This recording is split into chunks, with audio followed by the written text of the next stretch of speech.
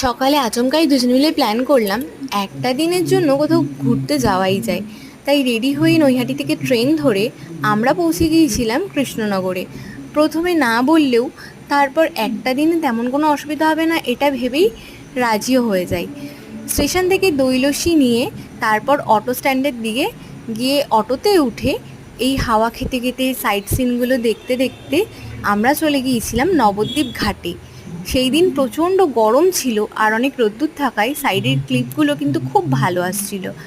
এই ঘাটটাকে কখনোই গঙ্গা বলা চলে না, তবে এটা ছোটোখাটো নদী। পার হতে এই 2 থেকে 3 মিনিট মতন লাগে। এই নৌকাটা দাঁড়িয়েই ছিল, তাই দৌড়ে গিয়ে আমরা নৌকাতে উঠে রোদ্দুর খেতে খেতে চলে এসেছিলাম এপারে। তারপর 10 মিনিট মতন টোটোয় করে আমরা গন্তব্যস্থলে চলে এসেছি। পরের পার্টটা দেখতে হলে অবশ্যই চ্যানেলটাকে সাবস্ক্রাইব করে দিও। আজকের মতন টাটা, দেখা হচ্ছে অন্য কোনো ভিডিওতে।